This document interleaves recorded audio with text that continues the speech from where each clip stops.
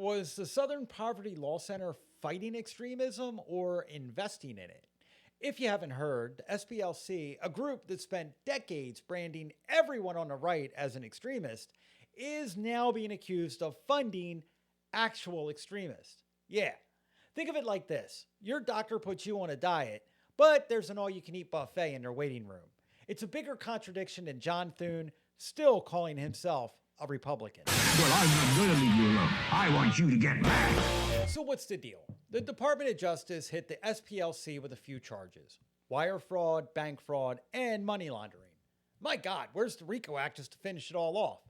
They state the SPLC spent decades of funneling donor money, millions of dollars of donor money, through fake organizations and, like a good telemarketing scam, prepaid gift cards to people inside extremist groups. And not low-level informants. This involves some major dudes, leaders, sending money to the same groups that they fundraise off of to fight.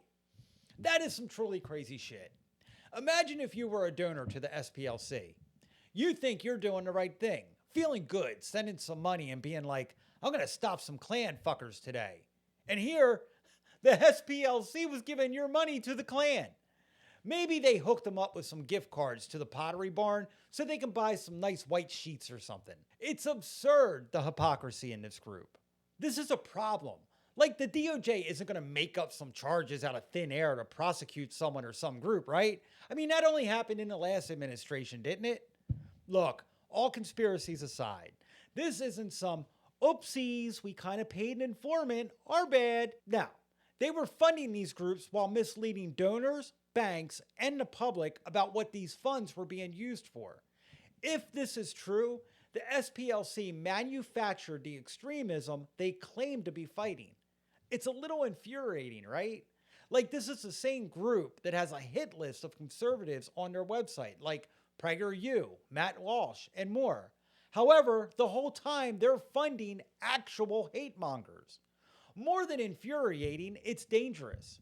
One example in the indictment is that the SPLC paid one of the informants that was involved in the Charlottesville Unite the Right rally and allegedly helped fund it. But wait, there's more. It also is alleged that they assisted with messaging and coordination for the rally, going as far as, again, allegedly, providing transportation. What fresh hell is that shit? That goes from monitoring extremism to producing extremism, with deadly results. Let's not forget, someone died at that rally. To find out that SPLC was funding a member in a chat group that planned Unite the Right is fucking disgusting.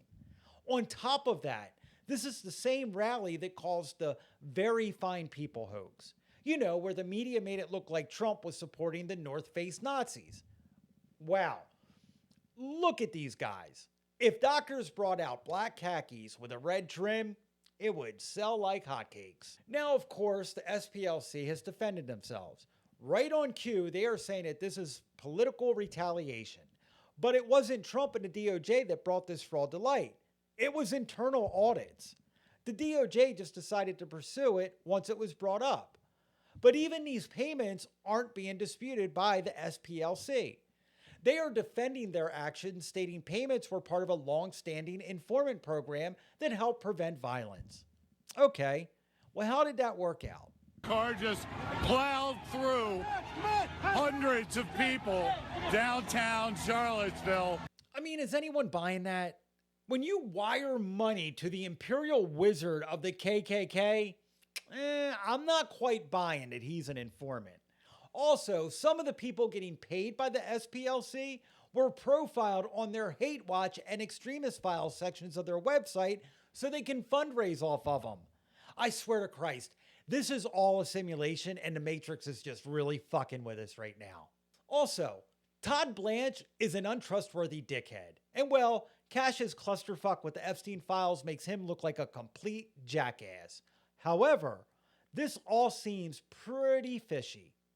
Just on the fact that, as a nonprofit, they have to disclose what they spend money on, and you guessed it, they never mention sending those gift cards and cash to the Klan.